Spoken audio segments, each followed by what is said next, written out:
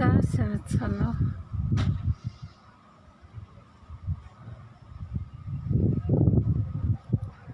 өнөөдөр бид хоёр дахь 7 хоног дээр орж байна те. Хоёр дахь дадал дээр орж байна. Гинт ороод ирсэн. Тий одоо орчихгүй бол нөгөө тий өдөр үетэй коучингийн сургалттай болохоор өдөр нь өөрийнхөө ажил өөрийнхөө сурдаг хүмүүстэй коучингийн сургалттай болох. Арай нь өөрөө бас нэг коучингийн нэг олонсын сургалт суучаад тэрэндээс тэгэхээр завгуулч болоо одоо орж ирж байна. За энэ 7 цагт яасан бэ гэхээр та нар өдөр болгоо ингээд өөр дээрээ ажиглалт хийгээд коммент хийх хэцүү байсан дөө. Хэцүү байсан дөө та нарт.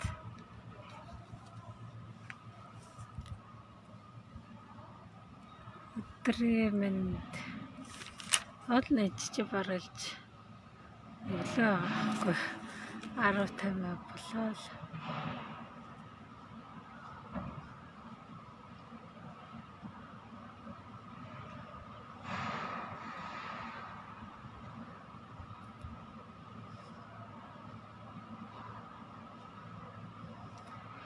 Энэ 7 хоног та нар ямар байсан бэ?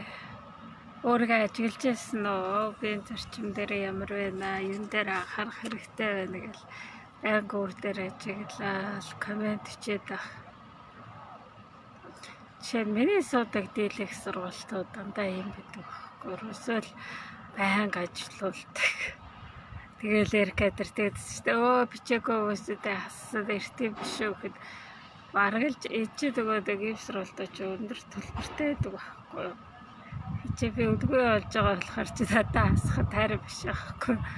Тий тэр хүмүүс өөрсдөө хард сонсоогүй харж тавиагүй бол би дэ хичээгээд байх хэрэггүй л гэсэн. Тийм хандлагатай байсан. Яг л өөрөө олсон мэдлэгээ үнэлдэг болохоор эдгээр өдгөөгээр чичээл хийхгүй хэрэггүй юм бол яхандаа гэж шууд тасчдаг гэсэн байхгүй. Энд дэр чи бүр ямар ч хэрэгэлцээгүй шууд тийм бодолтой.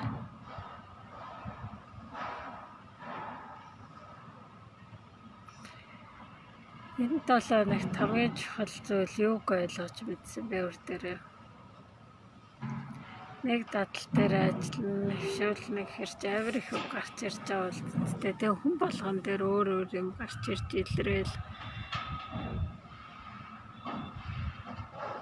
Ерөөсөө үйлдэлүүд маань бидний бодол байдаг. Тэгээд үйлдэлүүд маань бидний бодол, зуршил, итгэл, үнэмшил тэр үйлдэлээ үйлчилж эхэлж штэ тий. Тэр энийг хийхэд айгүй хэцүү байхгүй давхар нөгөө итгэлүүд өвшил бодол бүх юмудаа өөрчлөх болж штэ. Тэгэхээр энэ дээр би хийхгүй гэж яхан болвол тэгэл яг тэрэн дээрээ байгаа л энэ одоо манай мөнгөний сургалтад явж байгаа штэ. Одоо 4 дахь хичээл нь дуусцгаа маргааш 5 дахь нь орно гэхээ мөнгө дээр чи бид нар яг энэ шиг маш олон зарчмууд байдаг, өрөөд байдаг, яаж суулгаж гин, яаж тарж гин, усалж гин гэдээ бас ингээ ярьдаг болохоор мөнгөний ч тусдаа ингээд айгүй олон ажиллагаатай байхгүй. Мөнгө гэдэг сэдв чи өөрөө бүх хүрээнд ордог болохоор мөнгөний бол нэлээд хүнд сургалтанд ордог. Ягаад гэвэл зүгээр нөгөө нэг мөгийг хөрвүүлээрээ хадгалаарай гэж ингэж ярьдаг болохоор өөр илүү гүнзгий төвшөнд ягаад мөнгө орохгүй байна, ягаад учир шалтгаан юун дээр миний ямар бодол итгэл нөлөөлж гин гэж ингэж ажиллаад яаж шинэ өрөөдөө зүгээр суулгах уу гэдэг юм бол баргалж 10 мод бол хичээл дараагийн дахиад зүгээрээс хичээл гэдэг бүгдээрээ юм дадлаг хичээл юм өдөр болгон зүйлтэй гэдэг болохоор хүндтэй ордгийг би яг юм мөнгөний сургалтууд жишээ суужаад өөрийнхөө ингээд дэвшлүүлж байсан. Яг л дандаа нөгөө асуусан намс гэдэг нөгөө хувцартай үйлдэл рүү орж байгаа. Тэр ухамсартайгаар юм хийгээд ухамсартайгаар зөв төвлөрөл дээр анхаарал маань зөв болж ирж байна гэхээр нөгөө үр дүн зөв гарч ирээд байна. За сайн байцгаана. Тэгээд эд 7 хоногоос та нарыг ажиллацсан 2 дахь зарчим нь өнөөдрийнх юу вэ? 2 дахь дээр та нар нөгөө 10 зарчим хичээлээ үзэж тэмдэглэж авчихсан шүү дээ. Тэгэхээр 2 дахьд юу вэ? 2 дахь зарчим нь энэ 7 хоногийн та нараа ажиллах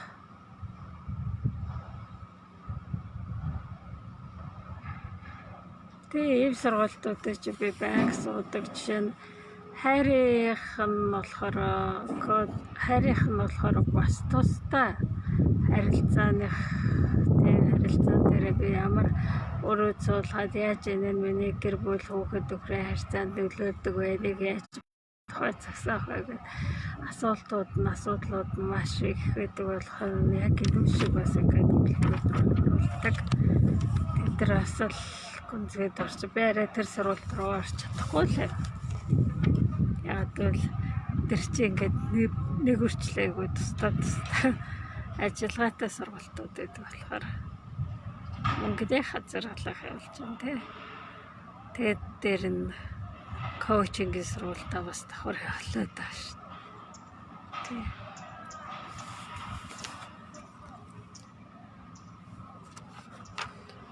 За хулгай их 2 дахь зарчим нь хулгай их өөр юу байсан бэ?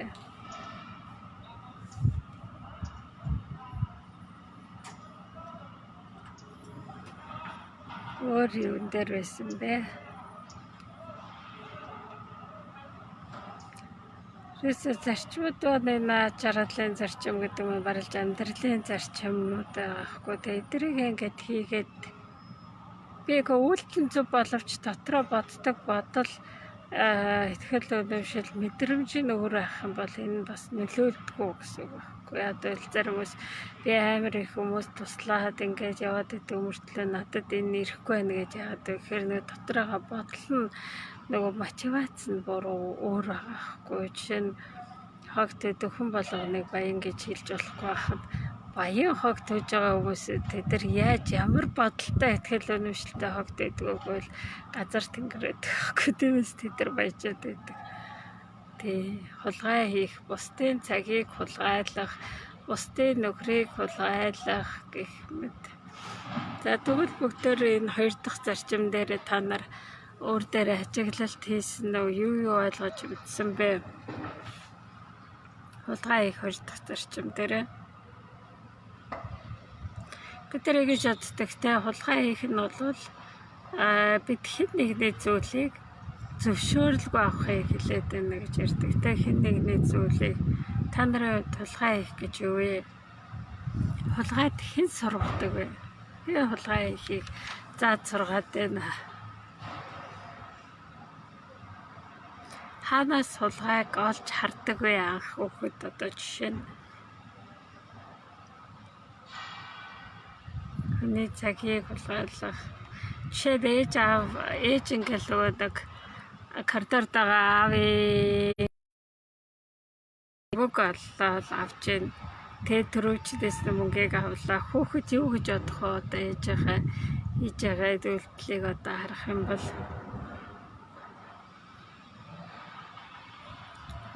ингэж авч зүгээр л авч болдго юм байна штэ гэл ингээ бодно. Тэгэл ээж аав эдгээр энэ дэдгүү тавьсан мөнгө эдгээрийг авдаг. Ээж аав нөгөө мөнгө зүгээ тоолдог бол тэр мөнгөөс аваад тэгээд нөгөө яадаг байна.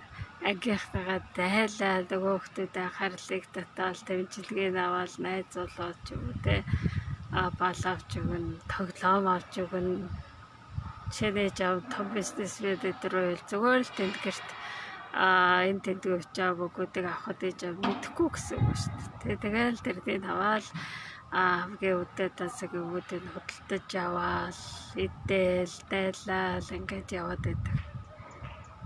Тэгээд ихнийхээ үед багаар эхлэн 10 төгрөг төгөөрөг 5 10 дараа нь 20 30 100 буугаар авна ш. Тэгэхээр чи нөгөө хүүхд үг олоог болохоор тэрийг өөртөө баахан бол авлаа. Тэр тэгээд дүүрээд ирэхээр яг найз нартай тарааж эхэлнэ. Өөртөө тэг башаа авчаал нөгөөдөг найзтай тэг башаа авч игээл тэгэл яадаг байд босод айзартай гэдэг амир өгөөмөр гаргаад авч өгөөтэй байхгүй. Өгтэй болохоороо хоолнд оруулаад фрешки авч өгөөлээд ингээл дайлал байдаг. Ийш дагуулж явна, парк дагуулж явна, кино дагуулж явна. Энд чинь хүүхдүүдээр бэрж штэ. Чи нэгдүгээр 2 3 дугаараа гівчж байж болно.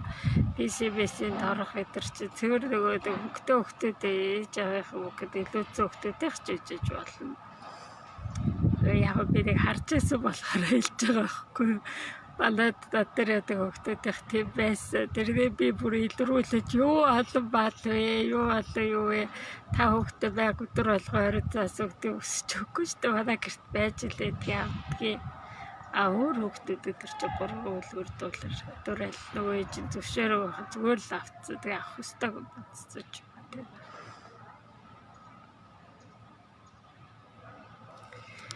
За тэгэхээр хулгай дээр гээд ярих юм бол хулгайн дээр айгүй их юм гарч ирдэг. Чин PC тоглодог хүүхдүүдийг ээж аав нь хичээлээ таслаач юм зөвөр очиод PC тоглоод дараа гэж мөнгө өгдүүлээж тарж. Тэгэхээр хаанаас тэр мөнгө олоод байна? Мөнгө олох их усэр наахгүй болохоор зарим хүүхдүүд ангийнхаа хүүхдүүдийнх нь номын хулгайлаад зараад тэгээд нөгөө тэрүүгээр PC тоглох ч юм уу дуртай амаадаг. За энэ тохиолдлууд бас байдаг. Тэгэхээр эдгээр чи зүгээр PC чи биш донтол руу орж ирэхээр янз бүрийн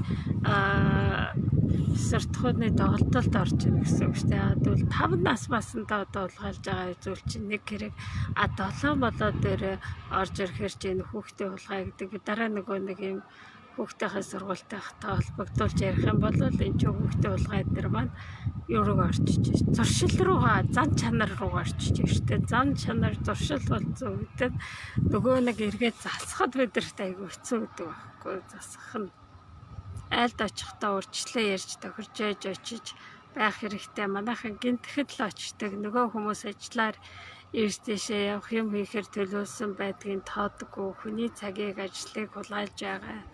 Та ялгаагүй санагддаг. Хүний сэтгэлийн тайван амгалан байдлыг хулгайж бас болох уу? Уурлаж бухимдснаасаа болоод. За тэгэж болно. За тэгэхээр энэ та нар эхлээд яг ингээд бүрлдсэн зүйлээс ингэж ярих юм бол аюу сонирхолтой байдаг байхгүй. Яг хүүхэд дээр ээж аав өөрөө үлгэр дуурайлаараа харуулсан байж болно. Тэгэхэд хүүхд тэрнийг ингээд сураад авцсан.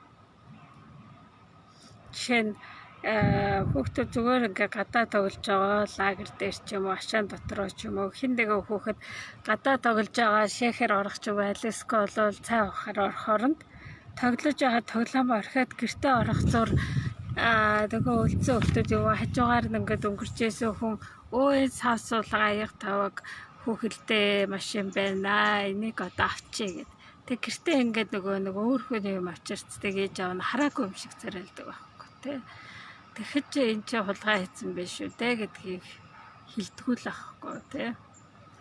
За энэ чи айгүйх нөлөөлнө гэсэн ээж аав хэлэхгүй юм чи би аваад ээжэж би өөрөө хувийн цэцэрлэгтэйсэн баг. Тэгэхэд над дээр нэг хүүхэд баах нөгөөдөр ээж нь эрдмээ чи эрдмээ чи нөгөө нэг юу над багштай тоглоомод өгсөж 2 квадратур нөгөө нэг гой тоглоомод гаргаж байгаа хгүй би үнтэй тоглоомод штэ тэр энэ гэж яаж яхад би солонгосоос захиалж авчирч манай нөхөр явуулчихсан. Тэгэхэд тэр тоглоомодыг хараад би хэрвээ ийм болоо тоглоомыг бол халтсан дөө гэж бодоход өгöd чи багшаа би нэг зүгээр авчиад гэртээ тоглоо авчирсан штэ гэж хаажууд өгчээсэн байхгүй. Тэр ээж тэр хүүхдийг тоглоом дураараа багшийнхаа тоглоомыг авцтайг авчруулж өгүүлж исэн байхгүй. Тэгэхээр өгүүлээгүй зэрэг хичээцэнтэй байдаг байхгүй юу. Жишээд бид айгүй гоё ингээл солонгосоос ирж ирсэн. Вики баавстай ээж аав хүүхдтэй айгүй гоё хороо хөглтэй хахад нэг хамгийн огтод яг хөөр хийгдэлтэй охин нь алга болж байгаад би тэрнийг хайгаал бүр үүдэн дээр одоо хулгаацаа гэж өчгöd эвгүй зургийг тавьж таач байгаад тэгсэж ихэж авчирч өгөөгүй байхдаа би яг бодчихсон. Хэд авсны чи ингээд олон хүмүүс чи битгэд айгүй хэцүү чи улгаалцаг хэд сэржчих гээд ганц 2 5 хэлсэн хүмүүсээс тэгэж авчирч өгөөгүй байхгүй. Эсвэл нэг гоё Google-дэн дээр палаж аваад өмсүүлчихээр нөгөө палаж нь маргааш нь алга болцсон ч юм уу. Хэд их хүмүүсд тэр палаж нь таалагдаад өөрийн Google-дээ өмсүүлэх гээд аваа авчдаг ч юм уу те. Тэгээд ийм тохиолдлууд чи нөгөө нэг ялангуяа цэцэрлэгээс эхэлж гин гэсэн үг. Эхлээд хүүхд шохооргаад авч штэ те. Энэ ямар гоё юм бэ. Энийг авчаа дараа нь чи нэг удаа аваад багш баригдахгүй хин ч мэдэгддэггүй юм байна гэдэг ингээд зуршил руу орж штэ. Энэ тэндгүү. За энэ хүүхд орж ирсний дараа манай гэрээс юм алгуулдаг гэж мэдээл бүр энэ улгаач хүүхд гэлгээ мэддэг болчдөг ч юм уу те. Яг та нар өөрийнхөө бага насн дээрээс ингэж авч үзэх юм бол би бол бага насн дээр амир их тоглоом алддаг хүүхдээс байхгүй. Манайч одоо доод хашид байх чи манай ээж орсод айгүй хөөрхий ингээд хүүхдүүдээ октоодын юм нөгөө нэг аяг тавгны тоглоом очирч яхад тэрүүгээр айгүй гой тоглож байгаа л зүгээр өөрийнхөө хашаанд дэжтэй ороод ирэх оронд л нөгөө тоглоомод алга болцсон. Айгуугаа орсоос тэгээ хичээгүй гой надад зориулж октоодын гой цүнх ачирал тэр үед чинь тэм зүйл ховор байсан байх. Тэсэж алга болцсон. Тэгээд хэв хулгайлч бай гэд мэдэх оловч гаралж өглөөл хайгаал дахиад авч чадахгүй гэж бодож хахад дараа нэг санамсаргүй өөр нэг тоглодог найзынхаа тэрний дүүдэрийнхээ тийш очиж жаад хашаагаар нь аль тарсан чи тэр октод хашаан дотроо миний цүнхийг өрцөө тоглоомодоор тоглоо явж ирсэн би харчихгүй юу. Дараа нь та нар тийг тоглож ирсэн шүү дээ бидний тоглоо цүгээ гэсэн чи хотлоо яриадаа гэл ингээд яахгүй байхгүй хэлэхгүй. Тэгэл аавчтай хэлсэж аавч очиж өгч авч өгөхгүй. Тэгээд эдэр чи ингээд нөгөө нэг гэр бүлээр уулгаад байсан.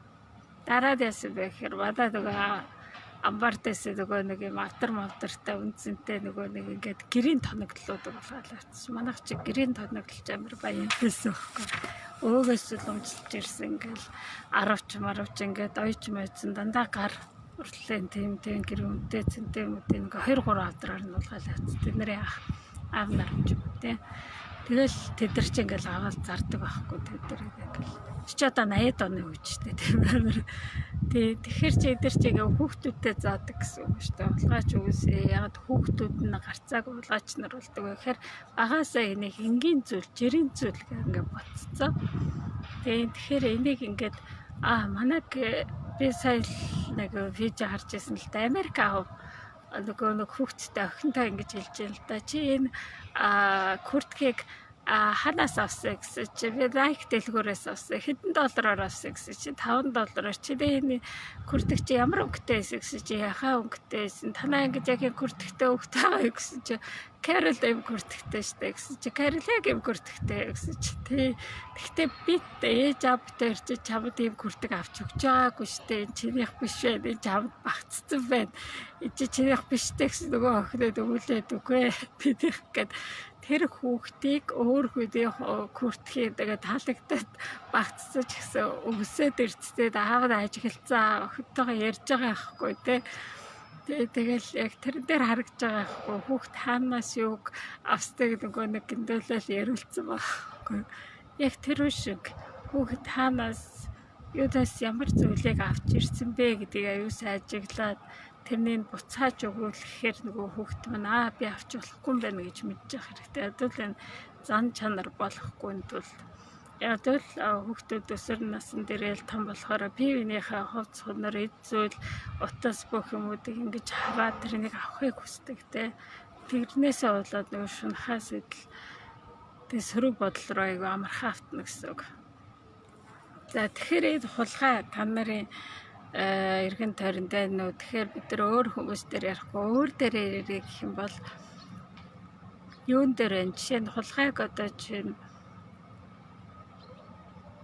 ажил дээр би ажлынхаа нөгөө нэг ажил дээр одоо цалин авдаг байж болно шүү дээ. Тэгэхэд би ажил дээр цалин авдаг байж тухайн ажил дээр өөр юм хийдэг.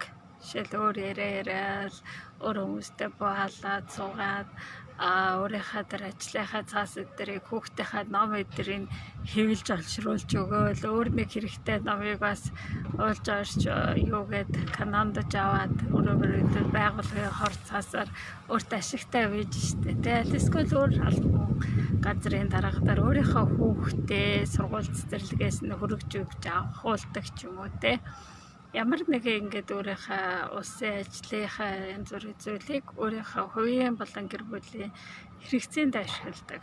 За энэ зүйл байна. Энэ зүйл байвал 0 дээр.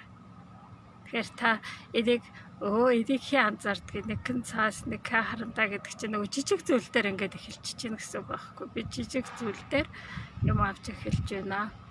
Тэгэхээр чи яаж том нөлөөлдөг вэ гэхээр чи талаад өгöd юм дээр байна.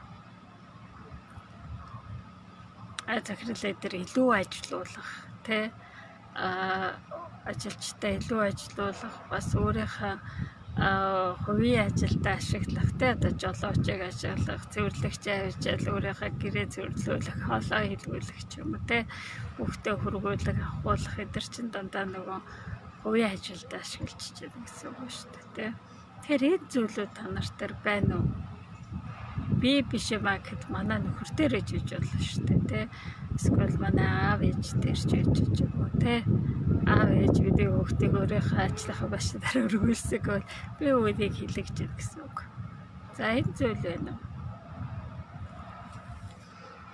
хулгай гэдэг чи өөр айгу үргэлж сэдв болчихж л доо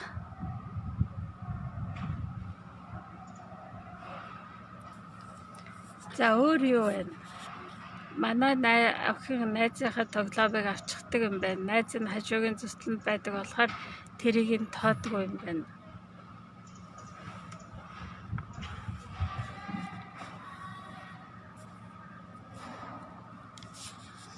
Тэгээ яг удаа ингээд нэг аваад хоёр аваад юм хэлэхгүй жиж болно. Гэхдээ нөгөө тоглоом чи ямар үнэтэй вэ?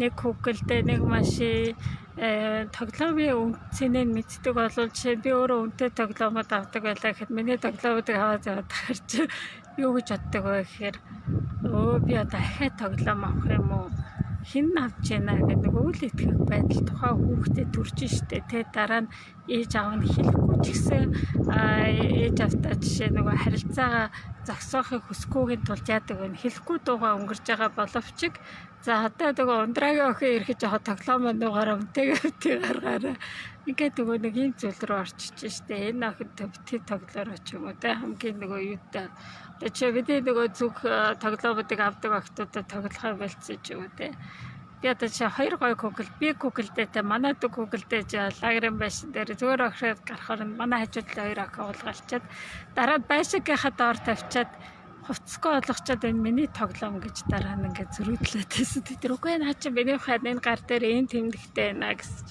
Үгүй энэ минийх гэх. Тэгэхэд чи бид тэр октодыг авиршдаг байсан мөртлөө. Тэгээ тэрнээс шитгэл ингээд бурчиж байгаа. Эдгэр чи ийм октод байсан юм уу?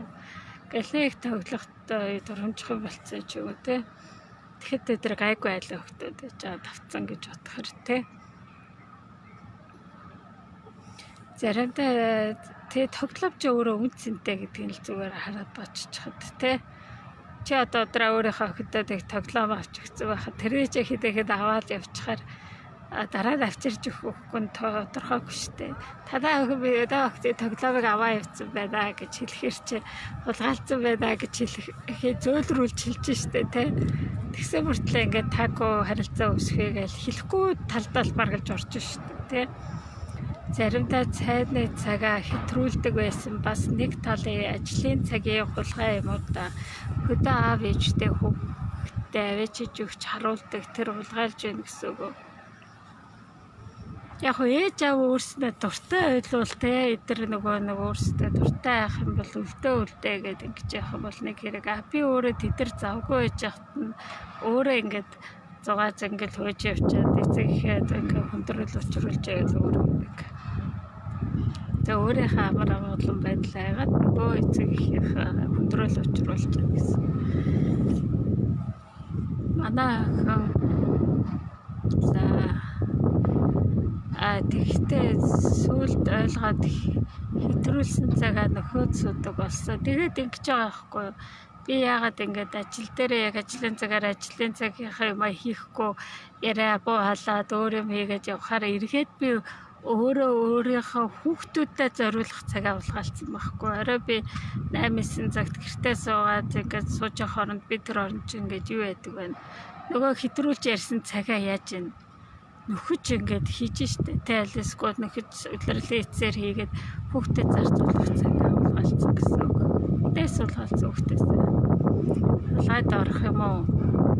Байнга өгүүлж байх хэрэгтэй юм байна да. Тий ингэж нөгөө байнга өгүүлж явах хэрэгтэй. Би өгүүлнэ гэдэг чинь өөрөө нүүр улаах штэ. Жохон охиж гэсэн өөрийнхөө тоглоомоо багштай буцааж өгөх, юмаа буцааж өгнө гэдэг чинь би өөрийгөө ийм зүйл хийсэн, буруу зүйл хийсэн гэдгээ хүлээн зөвшөөрүүлж өгнө гэдэг чинь тухайн хүүхдэд бас эвгүй байдал дараад би өгөхгүй гэж хэлнэ штэ. Тэ авч чадсан гэж одоо өгөөлнө гэдэг ингээд явж хахад тухайн хүүхд өгöd сурах юм бол дараа нь би ийм байдалд орохгүй юм бол тахгүй байх тал дээр ажиллана штэ. Эсвэл би зөвшөөрөл гуйж байгаа тоглолцоод авчирээ гэж хэлж болно штэ.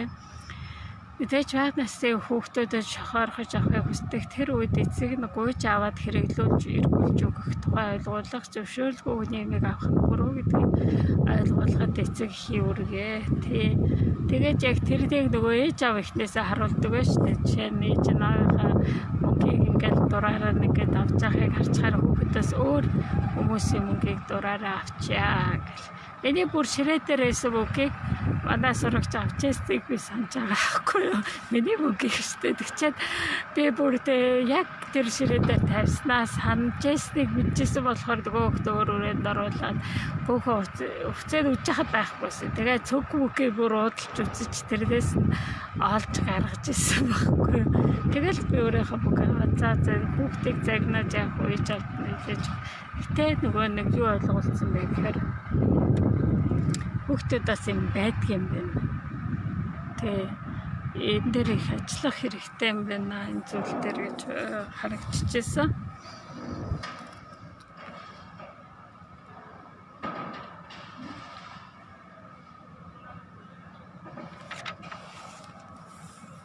Тэгэхээр яг ээж аав юм бахараа хүүхдүүдэд бас ингэ сураад байдаг шүү дээ. За өөр нэг зүйл болохоор бусдын анхаарлыг татах. Бусдын анхаарлыг татах нь олон зүйлээр ижиж болно.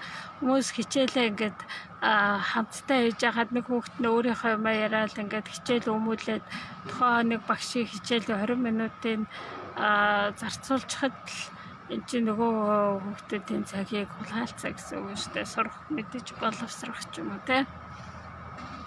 За ажил дээрээ ч гэсэн тийм юм байж иж болно. Мөн одоо бусдын анхаарлыг татах гэдэг маань одоо хурал цуглаан боллоо гэхэд одоо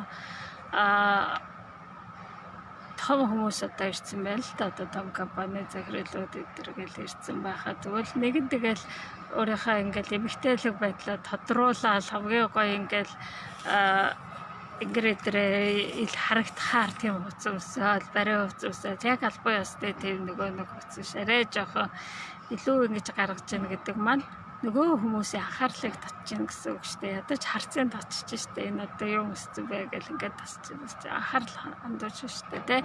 Тэгээд би юу хийсэн юу ч хийгээгүй зүгээр л өөрийнхөө биш дуртай хувцас өмсч гин гэж ярьж байгаа боловч нөгөө талаараа энэ тухайн хүмүүсийн анхаарал харцын татаж өөр зүйлд уриалж байгаа юм ингээд харагддаг гэсэн үг л дээ.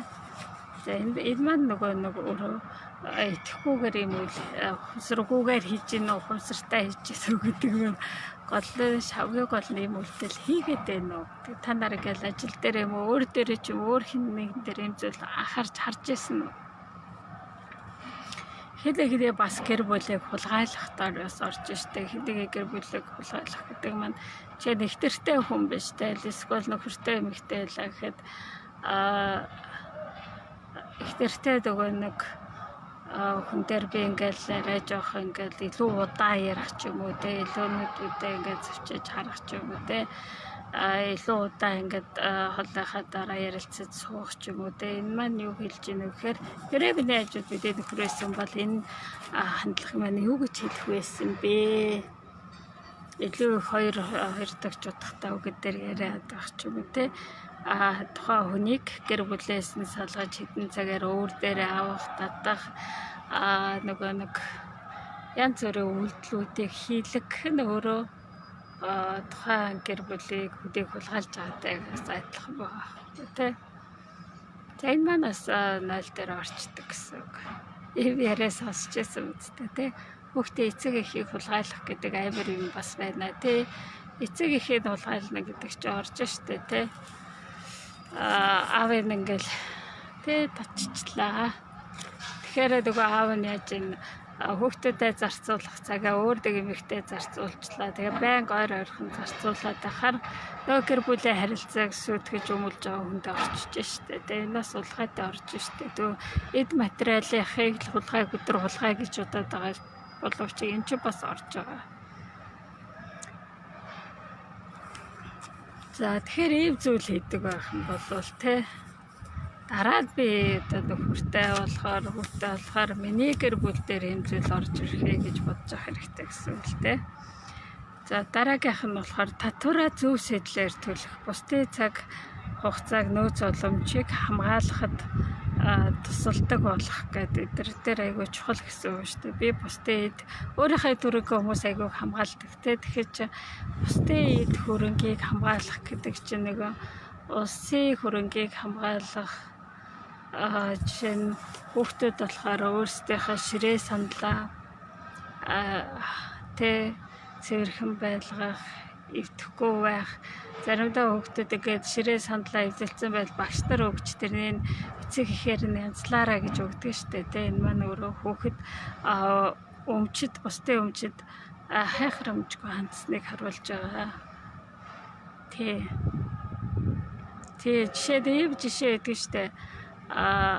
Хүүхэд өөр хүүхдийн формыг хайчлана. Тэв тохиолдолд одоо тийм багш нар байжсэн.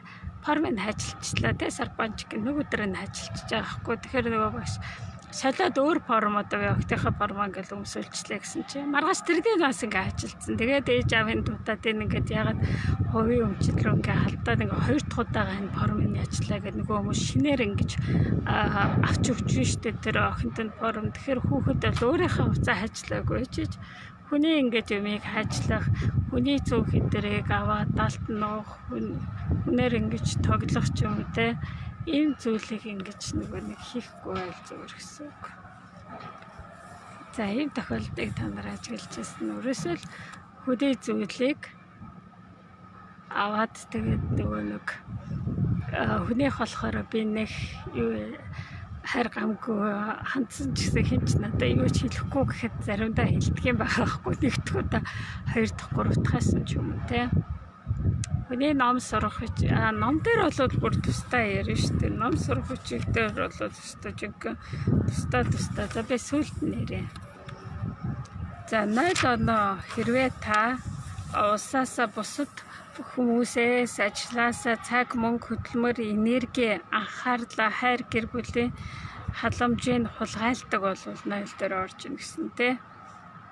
Дарга ажилтнаа илүү ажилуулах, гэртээ хүртэл хоол хүнсээ цуглуулах, хөрвүүлэх хийхийг ажилуулдаг бол бас хулгайд орно.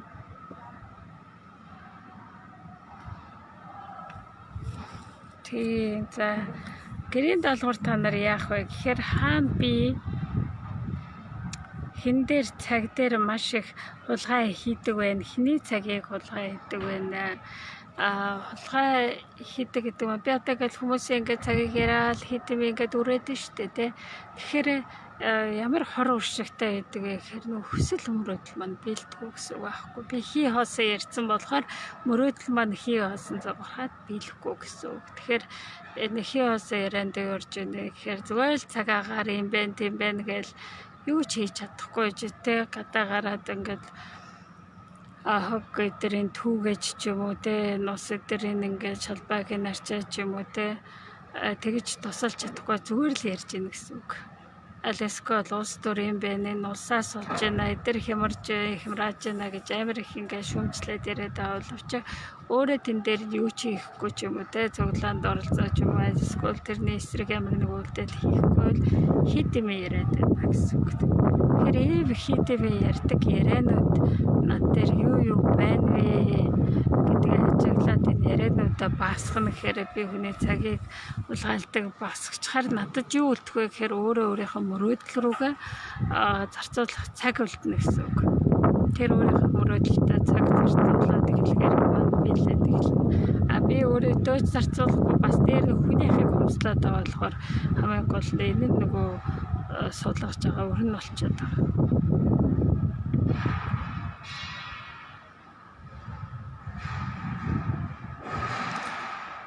Яг би өөрийнхөө зүйлээ ингээд алга болгочоо тэг өөр нэг хүн ингээд олж өгөөд ингээд яжвал зүгээр харин би өөрийнхөө алга болгоцсон зүйлээ ингээд жишээ жижигхэн байх юм бол ингээд авчлаа штэ тэгэхээр чи том юм одоо жишээ нь атуусан нэг хөөх 20 саяыг оллоо гэж буцааж эргүүлж өгч ийн гэдэг чи айгүй сайн урсгалж байгаа байхгүй яг тэгэл тэр чи нөгөө өөр хүний хэрэгцээтэй мөнгөнд буцааж өгч ийн гэхээр тухайн хүний хүсэл мөрөөдлийг биелэхэд тусалж байна гэсэн.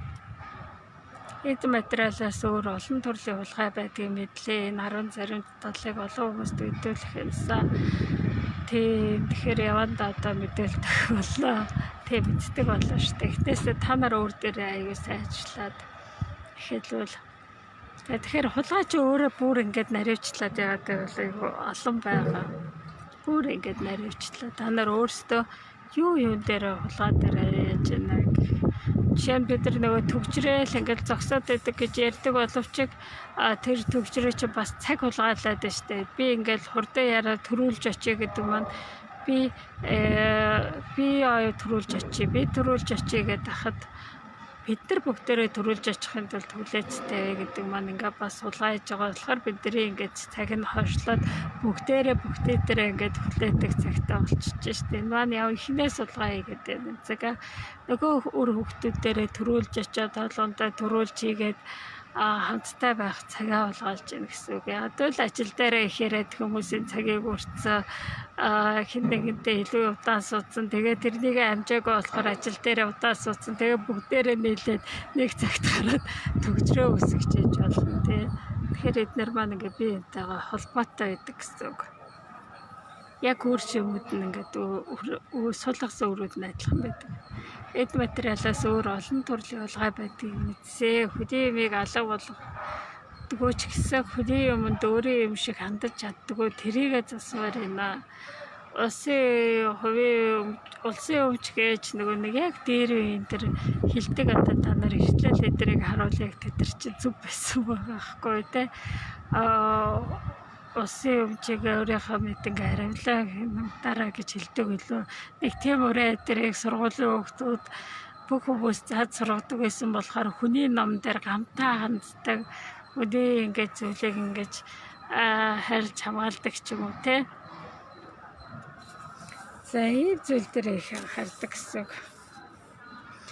За тэгээд нөгөө нэг татвар дээр бол нэлээд ярьдаг. Та нарын дунд одоо компанитай ч юм уу хуваарь авто бизнес эрхэлдэг хүмүүсээ нөө жижиг ч гэлтгүй яг хуваарь ингээл орлого мөнгө олж байвал энэ чинь өөрөө татвар төлөх үндэс болчихж байгаа байхгүй. Тэгэхээр өөрөө би ингээд хуваарь татвар төлөгч гэж зэгэр дотор авчиж болно. Эсвэл компани гэдэг нээсэн ч болно. Тэгээд ингээд олсон орлогынхаа за 10% биш юм аа гэж ядаж төхүүлээд ямар ч хэсэг мөнгө төхүүлээд хийцэн байх хэрэгтэй. Яагаад гэвэл та ингэж хийж байгаагаараа би өөрийгөө хийж байгаа хүн гэдгээ хараад идэг. Би өөрөө улстай мөнгө өгч байгаа хүмүүс ингэж боддог ш. Би яаж татвар төлөхгүй зогтгоо яаж бага төлөх вэ гэж бодож төлдөг болвол баян хүмүүс би яаж татвар илүү их төлөх вэ гэж боддог байхгүй. Яг бол татвар илүү их төлж яах гэдэг маань би орлого илүү их олж ийн гэсэн үг. Орлого илүү их олох нөөц боломжоо бусдад өгч ийн гэсэн үг. Өөрийнхөө мөнгөө бусдад хуваалцж ийн. Тэр мөнгөнд юу болж орж ийнэ гэхээр хажуу талын байшинт одоо талах нь өрөхгүй байгаа эмээгийн тэтгэврийн нэмэгдэл мөнгө олж орж ирж штэ тий. Одоо 50 цас ингээл тод татвар төлөхөд ч 500 төлөх байхад та доорооч 50 цасыг төлөхөдтэй 50 мянгаыг төлөхөд тэр нь хажуу талын хаалганы ивэ баяртайгаар гарч ирээд миний тэтгэр 50 мянгаар нэмэгдсэн гэж орж ирж болно. Эсвэл таны байшингийн фасадыг сольж иж болно. Тэгэл эсвэл замыг чи ингээ гадаа гоё төгчүүлээ засч иж болно. Танаа урд сайхан мод тариуж болно. Сайхан сургууль цэцэрлэг нэгжиж иж болно. Сургууль нь гоё засвар хийж иж болно. Хүүхдийн хоолны нэмэгдэл болж иж болно. Хүүхдийн хоол нь илүү гоё чанартай орж ирж болно. Ахаад нэг намээс ахаад нэг сургууль, ахаад нэг цэцэрлэг, ахаад нэг цуслан гэд ийм олон зүйлээр нэмэгдээд байх боломжтой гэсэн үг байна. Тэгэхээр энийг жоохон ч гэсэн ингээд багаагаар ингээд өөр дээрээ хийн гэсэн үг шүү дээ. Би аль болох 10 мянгаар хийх ч юм уу те 20 мянгаар хийх ч юм уу те. Тэгээд энийг ингээд аль болох ахиулахыг бодно. Би илүү татвар төлөлт рүү яаж орох вэ гэж тэгэж ингээд нэмэгдүүлээд ямар ч гэсэн өөрийгөө нэмж байгаагаар харна. Тэгээд татвар төлж явахдаа хэлж байгаа ингээд бодож байгаа бодлоо. Энэ улсад одоо татвар төллээ гэж нөгөө нэг ажиллагч миний мөнгийг авна штэ гэж тэгэж бодож төлөхгүй.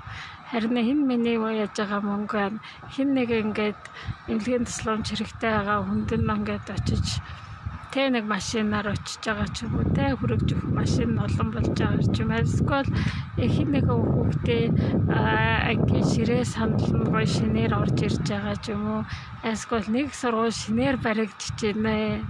Тэрэнд нь нэмэлж байгаа мөнгө шүү. Зам маань уртлын зам нэм байгаа. Бүх ингээд Монголын ингээд Улаанбаатарын зам нь гоё сайхан болоосаа гэж төлж байна. Аль эсвэл хүүхдээ хоолны мөнгө нэмэгдэж байна. Олон хүүхд ингээд хоолтой боломжийг би бүрдүүлж бишээ гэж ингээд төлөх юм бол та нар өөрөө төлөх хүсэлтэй болоод ингээд бүрдүүлэхийг хүсдэг болоод төлдөг болно. Тэгээд төлөхийг хүсээд ингээд төлөөд байх юм бол төлөлтөө яг 10% 100% үргээд ирвэл сайн болж байна гэсэн. Манай нөгөө Киргизийн нөгөө нэг том миллионер байдаг гэсэн чинь Геншбек гэдэг. Тэгээд тэдний дээр ингээл өөрсдийнхээ анх 10 бизнесүүд айгүйх муудаад байсан гэнэ. Ерөөсөө урдлага эднэр айгүйх багасаад байсан чинь юун дээрээ би алдаад идэх юм бэ гэдгийг ойлгосон гэсэн мөнгөний сурвалж дээр би татвар төлөлтөй багасгацсан байсан юм ба шүү дээ.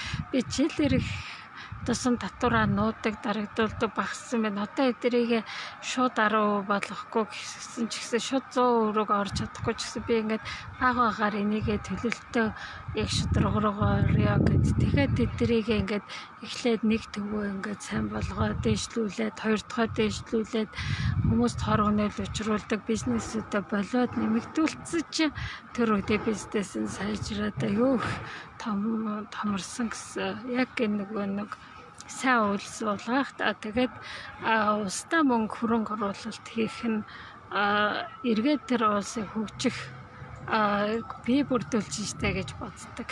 Ийм сэтгэлээр төлдөг гэсэн үг. Тийм аюу хүмүүсээ харуулж төлдөг гэсэн. Сүүлийн үед хүмүүс татвар төлөөд хэрэг байдаа эцэдээ очихгүй байна гэж төлөлтөнд багсах хандлагатай байсан. Та яг ярьчихл. Би тэгэж бодож төлж байгаа болохоор надад хөрөлцөхгүй байгаа байдлуудыг би харж байгаа хгүй. Би өөр сэтгэлээр ингээд төлж яхад би яг нэг хичээл дээр хэлжсэн шүү дээ. Би яг ингээд сурвал манай ихтэйгээ сурвал дээр ингээ ширээ сандал олноор нэмэгдэж байгаагаар бодож төсөөлж тэ эмнэлгийн дээр төлбөрөөр дээр дэшилж байна хоолууд нь сайжирч байна гэдэг ингээ төлсөн чинь манай яг орой нөхөр дуудагтаад сургууль дээр нөгөө багш нөгөө юу болохоор манай нөхрийг дууддаг тэр нөгөө айгуу сайн ажиллаад тусалдаг болохоор багштай тэ тэгэл дуудагтаад ширээнүүдийн бүгдээ нөгөө огсорсон байхгүй шин ширээнүүд ингээл тухайн сургууль 4 ангид хөрөлцөхөж ширээ ирж байгаад манай багш ангид нь хойрлж өгсөн байл да. Тэгээд тэр санамсаргүй биш ах гэж би боддгийн.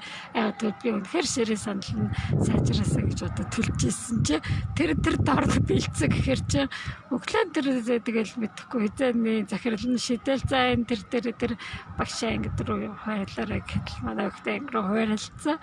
Тэгээд ширээ сандал дээр шинээр орж ирж байна. Тэгтээ нөгөө манай хөх тэр сургуультай сроколтэй 30 ихтэй сурчаа тэгээд Монгол төвлөлт шалгалтанд тэнцээ. Тэгээд Монгол төвлөл сургуульд орсон штэ. Нэг Кембрижийн сургуультай нөгөө сургууль гэдэг шүү дээ. Улсын ганц Кембрижийн нөгөө олон улсын стандартаар хэрэгжүүлдэг 9-р ангид шалгуулалт хийж сонгон шалгуулалтаар ордог. Тэнд тэнцээд өдөр аваад тэнцээд орсон байхгүй. Тэгэхээр бас илүү сайхан нөхцөл бололцоог бүрдүүлээд орсон байна. Тэгэд яг тэгж төлжээвэл айгуу сайн харамлж биш, харамлсан сэтлэр биш. Харин улсад тусалж байна гэж байна. За эд айгуу гоё шүү те. Тэгэхээр та нар 10,000-ыг 20,000-ыг төлсөн ч болно. Би бас нөгөө нэг яг энэ онлайн бизнесээрээ хийгээд миний хөвөөс одоо та нар өгч ижээ. Бид их ч онлайн бизнес шүү дээ. Би онлайнаар эмэгтэйчүүд өөрийнхөө бизнес эхлүүлэхэд тусалдаг.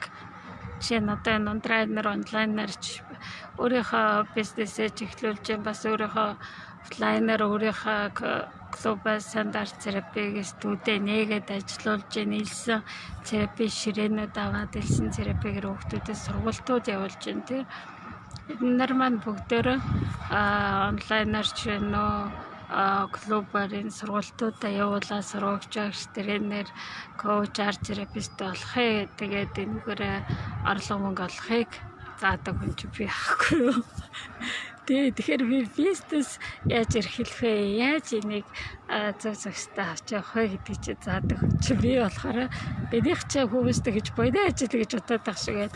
Манай багш нар өөрсдөө тэгж хэлж байсан. Сургууч агчтай та нар өөрсдийнх ажиллаа бизнес гэж хараараа бус бизнес шиг ажил адилхан та нар ингээд дотор төлж байгаараа ингэж бүр эхнээс нь заагаад сургаад өгсөн байхгүй. Би ч гэсэн тэгээ заад сургаж байна. Тэгэхээр энийг нөгөө бизнес болооч авч өгөх орлогоо нэмэгдүүлэх дээр айгүй сайн ажилдаг гэсэн үг.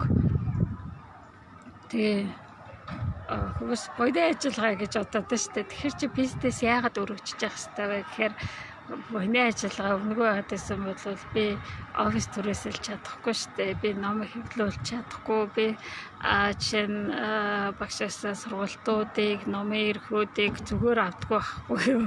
Зүгээр өгдөг штэ бүгээр худалдаж авдаг штэ тэр дий чи. Тэгэхээр эдгээр чи бүгдээрээ хөрөнгө оруулалтууд байдаг. Би өөрөө маш олон сургалтуудад суудаг. Эний чи ямар мөнгөөр яаж ийн өөрийгөө банк дэвшлүүлж ийн гэдэг маань дандаа хөрөнгө оруулалтууд байдаг. Тэгээд дандаа тэгээ дотор төлөлтүүд рүү тэрнийхээ төлөлтөө нэмэгдүүлэхийн тулд буйны үйл ажиллагааг нэмэгдүүлэхийн тулд ажилладаг. Тий. За эдгээр та нар ингээл жишээ би өөрийнхөө 10,000 төгрөг онлайнаар аваад амар их баярлж хаад надад 15,000 төгрөг өгч юу гэж яхад одоо хамаагүй л болдог болцсон штэ. Тэгэхээр чи одоо манайшаа ариун жаргал гэхэд чи өөрийнхөө ахтайхаа үйлчлүүлэгч шууд сая төгрөгөөр гэрээгээд тэрнээс коучинг тасалжуулалт авч яана гэдэг бодлоор терапи тэгэхэд адаас энэ шавдар хит дахин ахиулж авч яа гэдэг бод би өөрөө амар ингээд барилж явах юм болох нэг үнэлжсэн тулдаа ингэж гарч ирсэн болоо тэгээд улан тэрнээс илүү их мөнгө олдог хүн чи 10,000 чи юунаа баярлаад байх мөнгө биш ээж хахад би амар баярлаад байсан байхгүй энэ мөнгө нэмэнэ гэл тэгээ тэр маань ингээд нэмэгдээд баргалж ингээл нэг хүнээс ингээл 8 удаагийн үйлчилгээ 350,000 болоод 500,000 болоод тэднэр маань ингээд дараагийн миний сургалтанд суух ингээд сайжруулах мөнгө нь болцсон байхгүй. Одоо би айгүй ашигтай бизнес шууд ингээд онлайн руу орцсон. Тэгээ онлайнаас би багшийнхаа нөгөө нэг Елена Тарана багшийнхаа франчайзинг сургалтуудыг авсан чинь шууд танхимаар заа гэх. Тэгээ танхимаар заагаад орцсон байхгүй. Тавада офис чи мянган барааны урч штэ тий тэрнийгээ тогтжуулан сайжруулан түрээс тэр чин дандаа нөгөө орлогоос зоосоор хүчдэг гэсэн үг л та. Тий энэ зарчим бол үнэхээр гайхалтай зарчим миний амьдрал өргөлж мөнгө төгрөгөөр хангалуун байдаггүй байсан. Гэхдээ манай гэр бүл хүмүүст маш их тусалж мөнгө өгдөг. Одоо манай өрхийн орлого нэмэгдэж хангалуун амьдралын ач байх гэж үздэг. Тий хүмүүст одоо мөнгө өгөх хуваалцах өөрөөр хэлбэл би багш нартай ингээд айгүй сургуулиудыг сургуультанд айгүй мөнгө өгдөг аль болох тэр сургуультуудыг нэг хямдруулъя гэж боддог. Гэхдээ нөгөө багш нар өгөөмөр цаг ашигладаг байсан. Багш нар жишээ нь хямдрал гэдэг чинь багшийн өгөөмөр зам байхгүй. Жишээ нь багшдад 2 саяын сургуультаа загиулаа чамд сая төгрөгөөр өгч гэхээр би ингээл авдаг байхгүй юу.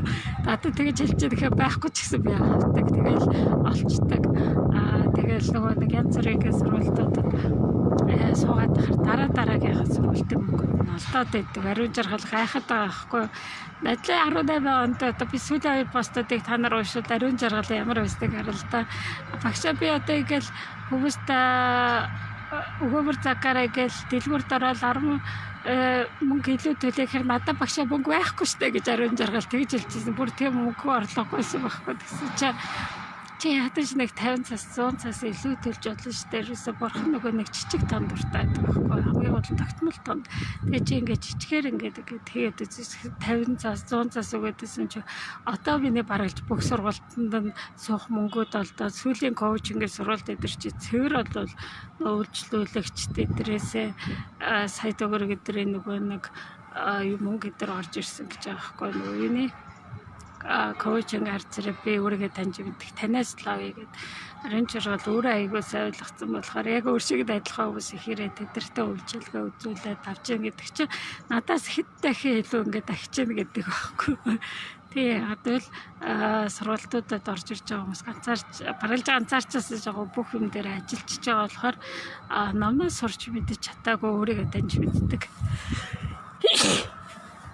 ТВ-с ингээл өөртөө ингээд ажиллаж хөрөнгө оруулсан хүмүүс эргээд өөрт нь хүмүүс мөнгө өгөх ингээд үүд хаалгыг нээж өгдөг гэсэн үг.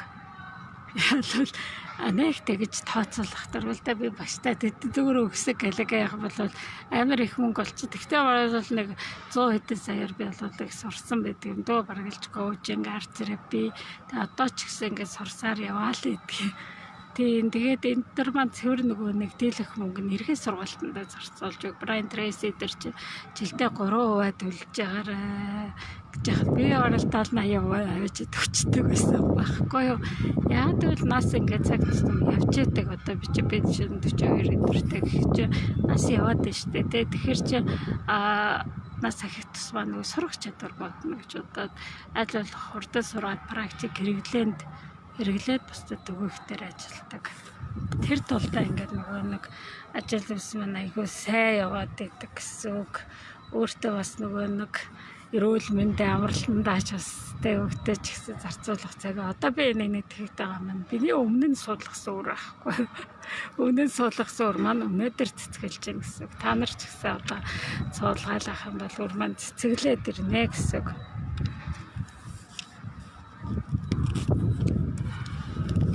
За тэгэхээр та нар энэ дээр айгуусаа ойлгосон баха. Ерөөсөө өгөөмөр зам дээр харамчсан гэ эсрэг нөгөө өгөөмөр байгаа шүү дээ тий. Би өөрийнхөө юугаа бусдаа угаалцж байна. Орлого олдог бол хувийн юм уу компаниараа төлөлтөөдөө хийж эхлэх төлөлт хийдэг нь түүнийг нэмэгдүүлэхэд анхаарна. Тийм татвар төлдөг компани хувь өсөн дэвшдэг. Энэ бол гарцаагүй хууль юм аа. За жишээ нь энэ 7 хоног та нар яах вэ гэхээр хаана би хинээс цаг дээрээ яаж хулгай хийдэг вэ? Компьютер дээрээс бас янз бүрийн зөвшөөрөл аваагүй ном сургал програмууд байл тэдрийг айлуулах устгаж хийж явах хэрэгтэй гэсэн үг. Яг л та номыг худалдаж аваагүй боловч үнгүү татаж авах канондож авах чинь нөгөө нэг та оюуны хөтөлбөрийг үнгүүдүүлдэгтэй адилхан байхгүй. Жишээ нь энийг манай сургагч агшин сургалтанд Елена Тарарина огч нар болоо эхнээс нь заагаад өгсөн. Жишээ нь аюулаа чи ингээл ном бичлээ чиний намыг канондод тарааж аваач ч юм уу те алискол чиний намыг өнгөө ингээл тараагаад байлж авах нь ямар санагдах вэ гэж уухасаад гэдэг шүү дээ. Тэгэхээр яг тэр шиг чи өөр багш нарын өөр хүмүүсүүдээ өнгөө ингээд тавьсан байгаа номуудыг битээ авч байгаарэ. Өнгөө битээ ягараа гэдэг айгүй чухал үг байхгүй. Одоо би өдөр чи өөртөө оюуны хөдөлмөр эрхэлдэг болохоор оюуныг мөнгөөр худалдаж авах илүү сонирхолтой байдаг. Ерөөсөө өнгөө биш дандаа мөнгөөр авдаг гэсэн үг. Тэгээ энийг бол бүр нөгөө багш маань яг үр дээр нь ингээд эхнээс нь цаагаад өгцөг гэсэн үг л дээ. Тэгэхээр эхнээсээ зөв алхмаар 100 гарч ирж байна гэсэн үг байхгүй тий. Эхнээсээ зөв алхмууд дээр ерөөсөө хичээдэг. За одоо би энэ дээрээ сайжруулах юмуд байгаа. Төлөлтүүдийг нэмэгдүүлэх юмуд байгаа. Тэгээд энэ дээр байгаагаар дээшлээд яваад байна гэсэн үг. За тэгэхээр тэр бүх хүмүүсүүдийн PDF-ийг цуглуулад өнгөө тараадаг гэдэг чинь өөрөөр хэлбэл муу хулгайн бараг одоо нөгөө хулгайн бараг борлуулж байгаа тарааж байгаатай байхгүй. Чин яг тулгаа гэж өгсөж байгаа болоо гэхээр хүн ямар ч зохиолчгүй өөрийнхөө номыг өнгөө тавиад тараахыг зөвшөөрөхгүй штэ. Тэр хүн хэрэг зөвшөөрч байвал өөрөө өөрийнхөө юм дээрээ өөрөө өнгөө тарааж явуулна гэжтэй. Тэ жишээ нь одоо би Тарарина багшийн 3 номыг хэвлүүлээд гаргасан байгаа хгүй. Энд бол хэрэглээний урлагийн сэтгэл зүйн ном байна. Эрэгтэйчүүдэд гомдлох бай, эмэгтэйчүүдийн эрүүл мэнд мөн одоо сүүлд гарсан зан чанарын ном байна штэ тий. Саботаж буюу өөрөө өөртөө тэрслэх гэж ном байна. Хойшлуулах зуршилтай. Тэр бол дандаа багшийн зөвшөөрлөөр би энэ номыг орчуулъя гэж би өөрөө санал тавиад яагаад бол энэ ном надад нөлөөсөн хүмүүст бас хэрэгтэй гэж одоо худаас гаргая гэхээр за айгуулаа чи мөнгө төлнө. Тий одоо чи ном болгоноос $1 ч юм уу те одоо $1 чи хэдэн хувийг билж ин тэр хуваа ингэж төлнө гэж штэ те. Тэгээд зөвшөөрч ичтэй юу аав штэ. Өөрөөр хэлбэл би тухай багшаа ингээд номноо санаа дахиад 2 дахь гомдлох ном гаргаад яах вэ? Тэ яг багшийн номыг яг тэр чигээр нь гаргая гэж шийдсэн байхгүй те. Мөн сургалтууд нь бас яг адилхан гоё сургалтууд ээж хахад би яг багшийн сургалтуудыг албан ёсны эрхтэйгээр зөвшөөрөлтэйгээр франчайзингээр худалдаж авсан маань надад айгүй том нөлөө үзүүлсэн л дээ. Яагаад гэвэл би багшаа 15 жилийн ингээд 17 жилийн хөдөлмөрийн би зүгээр л ингээ мөнгөөр худалдаад авчаад тэгээд тэрийг ингээ заагаад явж яхад надад ямар олон юм маань хөнгөвчлөөд өгсөн бэ. Би улгайгаар тэнийг авч заахгүй аль болох ингээ мөнгөөр худалдаж аваад тэрнийхээ төлөлтөд нэг франчайзыг 2 аваад одоо 3 аваад тэгээд 3 дахь одоо хүүхдийн арт терапи сургалт нь онлайнаар явах гэж нэг багш онлайнаар явахыг зөвшөөрж гин гэдэг маань өөрөө надад хөмөр цаг гаргаж гин гэсэн үг байхгүй.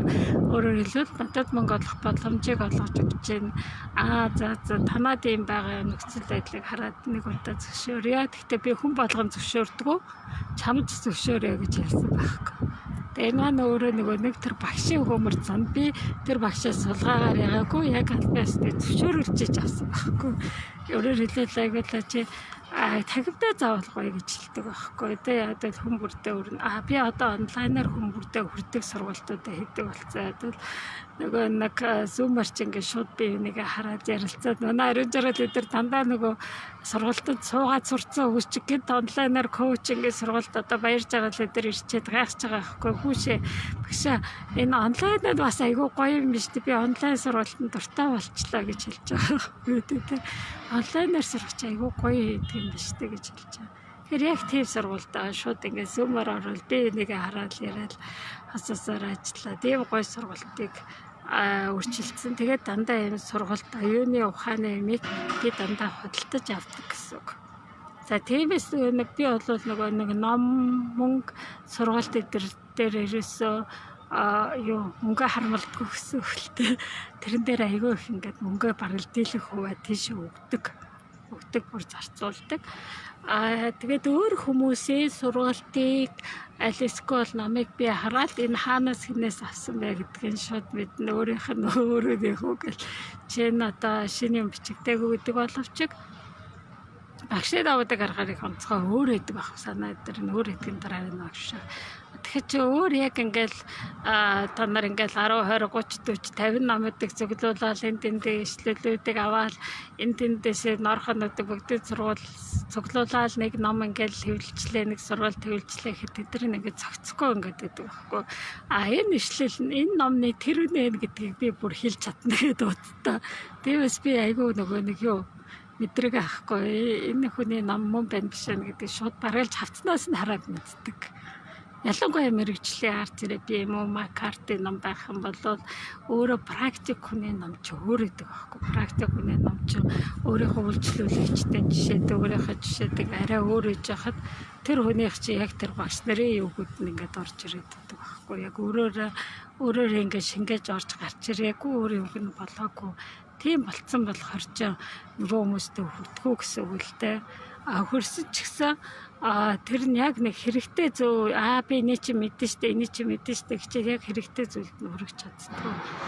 Тэгэхээр нөгөө бидний ч бол нөгөө нэг критика художник гэдэг зураачиг болгоал гэдэг байхгүй. Тэгсэн мөртлөө тэр санаа бүр нь өөрөөр амьдрцсан байвал айгүй гоё. Тэвээс нөгөө миний ном удаан гарахгүй байгаа гэдэг нь бол тэр байгаа байхгүй. Тэгээ ном яагаад удаан гарахгүй байгаа вэ гэхээр би эхлээд багш нарын намаа айгүй хэвлүүлээд гаргаад орчуулаад засаад янзлаад тахта би өөрөө амар их юм сурцсан. Намайг яаж гаргаад хэрэггүй юм бэ? Юун дээр анхаарах хэрэгтэй юм бэ гэдгийг ингээ бүгдийг мэдчихэж байгаа болохоор нөгөө бидний нэг ном гарах юм бол миний 5-10 ном дараалаад гарна гэсэн үг. Ягаад гэвэл тэд нар маань ингээд нөгөө нэг айгүй хурцтай гарах үрээс суулгаж гэсэн үг. Өдөөс юм авахтаа 3 сайн юмыг авахтаа хямдруулаад өгөөч гэд хямдруулж авах буруу юу булгаа юм. Яг хөтэ нөгөө тухайн хүн ингээд хямдруулаад өөрөө ингээд өгөөмөр зан гаргаад өгчээвэл нөгөө өөр хэрэгтэй. Тэгэхэд нөгөө хүч энэ миний доотлоо өгнө гэж яхад би ахаад ингээд гуугаад хямдруулаад өгөөч би мөнгөгүй штэ гэд ингээд ах нь бас юу гэдэг байхгүй. Жишээ нь над дээр яг айгүй их орж ирдэг байхгүй. Би ингээд манай хүүхдээ өөчтэй манай тийм юм үдэ би мөнгөгүй би танаа харж ирээ би ч юм уу гэр бүл ч юм уу хүүхд чи амар сурмаар штэ та надад оруулж өндгөө сургаад өгөөч элэсгүй баг төлбөрөөр сургаж өгөөч айгүй их орж ирдэг байхгүй. Өсөлтөө бүр над дээр иржсэн хүмүүс тохиолдолч байгаа байхгүй. Тэгэхээр би тэр хүмүүст яагаад өгдөггүй вэ гэхээр би нөгөө нэг франчайзгийн сургалтуудаа нөгөө хувь өгдөг байхгүй багштай би ингээ франчайзыг худалдаад авсан шүү дээ тий. Насан туршдаа мөнгө төлөхгүй гэж аахгүй шүү дээ. Сургалт толгоноор өгдөг болохоор би тухайн хүний өмнөөс ахаад мөнгө төлөх болно шүү дээ. Одоо өнгөөс уларчлаа гэхэд дахиад мөнгө төлөх болно шүү дээ. Тэгээд өнгөө авцсан юм нөгөө хүн хэрглэж чадахгүй. Яг л би өнгөө авцсан сургалтаа өөр хүнд үнэтэй болгоод зааж чадахгүй шүү дээ. Яг юмдээ учир байдаг байхгүй юу? Эндээ учир байдаг. Чи коучинг амар өндөр төлбөртэй байж хахад одоо 3,500 шүү дээ тий. Тэгэхэд өндөр төлбөртэй сургалтанд хийцэн өгс бан хичээлээ даалгавраа ялччихгүй хийдэг байхгүй юу? Тэгэхээр чи энэ групп 2-300 хүнтэй байсан ч гэсэн өнгөө болохоор хийхгүй шүү дээ тий. Хэрэг энэ сургалт чи $200 гэсэн бол тэд нар хийх байсан. Одоо манай мөнгөний сургалтынхад $200 байгаа болохоор өдөр болгоо яс бичдэг байхгүй тий. Энүүгээрээ ялгаатай байхгүй. Та мөнгө бүтэн төлсөн тал төлсөн огт төлөөгүйгээр чи ялгаа нь гарч ирээд байдаг байхгүй. Тэгээд ялгаа нь хийж байгаа хүний үр дүн нь өөр эдэг хийгээгүй хүний үр дүн нь өөр эдэг. Тиймээс энэ сургалтууд нөгөө багш нар ягаад өнгөө тавьдгүй вэ? Сургалтуудаа гэхээр нөгөө хүмүүсийг үр дүн аваасаа гэж тавьдгүй байхгүй. Тиймээс би бас яг энэ дээр жишээ коучингийн төлбөрийг ингэж төлж чадахгүй хүн чинь дараа нь өөрийгөө ч орлуулж чадахгүй дараа нь сургалтаа ч үнэлж чадахгүй. Тиймээс энэ нэг авахгүй гэдэг ингээд шийдвэр шууд гарчдаг гэсэн.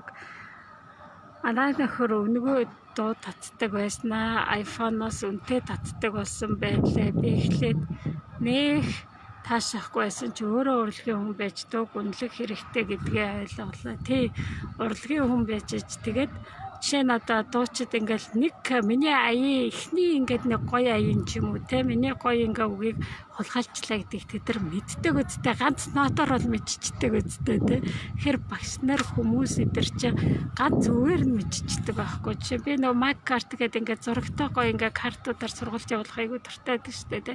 Тэгэхээр чи манай бүгд Маккартуудыг зардаг нэг орс хүн байдаг байхгүй. Тэгээ тэр одоо нэг удаа айгүй хил ам гаргаж ирсэн яаж ирсэн гэхэд өөрийнх нь тэр зохиосон картных нь нэг дасгалын өөр нэг хүн өөрийнхөө картн дээр яг үг үсгээ алдаагүй хевлээд ингээд тулгаалтсан байна. Энэ одоо шудраг ариун явдал мөн үү гэсэн шиг л бичсэн байгаа аахгүй. Тэгээд маш олон хүмүүсийн дуран сэтгэл тэр картыг хилчиж байгаа аахгүй. Тэгэл олон хүмүүс энэ картыг авсан шүү дээ. Энд чинь нэрээ таныхыг авсан ба шүү дээ. Ямар муухай юм бэ? Ингэж болохгүй шүү дээ гэл. Тэгээ яг тэрүүгээр ингээд мэдгччихдэг аахгүй юу. Жишээ ТВ-с нөгөө нэг тэдэр ингээл яг мэдээгүй жил болж байгаа тэгээ нэг мэдсэн гэдэг маань хизээдэг эзэгтэйгээ мэдгччихдэг юм аа. Тиймээс аль болох ингээд авах юм болов яах юм болов яг тухайн хүнээс нь зөвшөөрөл авч намын аав ерөө би дууга өөрөө зохиосон болов би өөрөө өөртөө ихтэй шүү. Болвол тэр хүний тал хэсгийг аваад өөр дууны тал хэсэг өөр нэг алдартай дууны тал хэсэг гэхээр ингээд энэ өөрийнхөө мэдрэмжээс төрөөгүй дууг чи ямар ч мэрэгжилтнүүд хараад сонсоод энэ чинь тийм биш дээ гэл ингээд шууд мэдчихдэг. Тэгэхээр тэр хүндээ ингээд эргээд нөгөө нэг өөрийнхөө итгэх итгэлээ бууруулж байгаа үстэй тий. Энэ дээр нөгөө нэг зохиогч ирэх гэж ярьдаг байхгүй. Жишээ нь оюуна гээл ингээл жаргалын амжилтын дасгалжуулалтын номыг ингээл 30 өдрөө зохиоцсон байгаа. Хин нэгэн хүн ингээл адилхан асуулт өдрийн тэрүүшээ ингээл дуурайгаал ингээл 10 өдөр 20 өдрийнх нь ингээд зохиочих гэхэр чи тэрнээс чи хараал шууд энэ ямар юм юугээр нь дурайсан бэ ингээл ингээд харагдчихдаг байхгүй. Тэгэхээр аль болох өөрөө ингээд бүтээ зохиох нь ингээд сайн. Тэгээ өөрөөсөө гарч ирсэн. Хүнээс өөрөөсөө гарч ирсэн. Сая л ингээд би орж ирэхийн өмнө айгүй гоё дасгалыг төрдөг байшнаар хээ. Манай нэг рэгзэд маа. Тэг бүр ингээд зохиоцсон байгаа аахгүй. Айгүй гоё дасгал зохиочлоо. Ямар гоёыг зохиочих вэ гэл. Тэрэн дээр нь би асуултаа зохиогол яг энэ ингээд өөрийнх нь техник нь гарч ирж байна. Ганц техник, ганц метафор нь баргалж өөрийнхөө сургалт нь одоо ингээд босч штэ. Өөрийнхөө зөвөр мэдрэмжээ бичгэд би тэрэн дээр нь асуултууд өчөө тэр чинь нэг техник болцсныг би мэдэрчиж байгаа байхгүй. Зүгээр асуулт асууж даа гэж утсаж асуултууд асууж тэр шүлгэн дээр нэг техник болчих чинь. Одоо тэр техник нь нөгөө нэг юу болох чинь нэг сургалт болчих болно. Нэг сургалтын дараа нэг ном болчих болж чинь. Ингэж ахих юм биш тэгээд би тэр нэг холоос дээрээс нь харчаад өө чи сүлдэд ойлгож байгаа байхгүй. Би юу тэр үдвчээд байна. Тэгэхээр хийж байгаа хүнд би ингээд зөв зам чек мөрэн хилээд өгöd байдаг. Тэгэхээр яг өөрөөсөө ингэж гарч ирсэн техник гэдэг өөрийнхөө амьдралынхаа тэмцэлтүүд гарч ирсэн юм. Айгуу сонирхолтой байдаг шүү. Адил хинч тэр Брайан Трейсийг 18-ыг уншиж хөдөлтөж авч чадсан шүү дээ. Хинч одоо Стивен Кович юм өөр хин намыг уншиж чадна. Тэдний энэ тэндээс цуглуулга хийгээд ирэхгүй аль болох өөрөөсөө гаргаж ирсэн юм уу гэх юм бол онцгой гол багш нарын юу авах хэрэгтэй вэ гэхээр тэдний өгж байгаа урам зориг өөрийнхөө амьдрал дээр яаж ашиглаж гин хэрэгжилж гин гэдгээ өөрөө практик болоод цаад сургуулийг үгүй гэж үздэг. Тийм юм байна. Би ном бичихгээ бодоод л байгаа. Яарад хэрэггүй юм бэ? Яг бичээ гэсэн сэтлээ хүлээж байна. Тэр сэтлэн туршлагдсан байхад баталгаажаад гарч ийнэ гэж бодож байна. Ном одоо бичгийг хүсчихвэл ундраа нөгөө нэг ном бичиж байгаа хүнд туслах гэж ярьдаг байхгүй. Өөрөөр хэлбэл би одоо хэд хэдэн ном бичиж байгаа шүү дээ. Ундраа чи надад тусалчвал өөрийнхөө ном бичих өрөө суулгаад. Тэгэхээр өөр хүний ном дээр ажиллаад Эрка бас одоо тусалж байгаа шүү дээ. Миний үнцэн ном дээр ундраа өөр анжааргалын ном дээр тусалж болно. Тэгээд ингээд туслаад байхаараа ямар олон ингээд алдаа оноо янз бүрийн юм гарч ийна, санаа гарч ийна. Энэ дээр ажиллаад туслаад явж байхдаа өөрийнхөө санаанууд нь гарч ирээд дараа нь өөрийнх нь ном нь боловсруулах үрээс болгож байна. Энийг Майкл Руу хийжсэн. Жил нэг өөрийнхөө тэгэхэд нөгөө нэг шивхэд хэцүү байсан гэсэн. Жил өөрийнхөө нөгөө нэг найзтай ингээд ном бичигтэн тусалж исэн гинэ бүгдээ ингээд гараараа бичиж хивээж юм уу дараа нь өөрийнх нь ном 40 тэрбумаар борлог 40 саяар борлогдоод их ашиг олоод очир огтлогч ном шүү дээ тэр ном. Тэгэхэд тарарын багштай багшийн номн дээр айгүй зарж борлуулж явсаар байгаа. Одоо өөрийнхөө 26 7 ном нь хэллэгдээд тарж ингээд чи үрээс суулгаад байна гэсэн. Зөв өрөө суулгаад байх юм бол тань дээр ч гэсэн дараа нь хэзээ нэгэн цаг тэр өр маань боловсрож гарч ирж байна гэсэн үг. Тийм танаа нөхөр чи одоо жишээ нь дууга яг худалдаж авъя гэдэг чинь зөв биш үү те.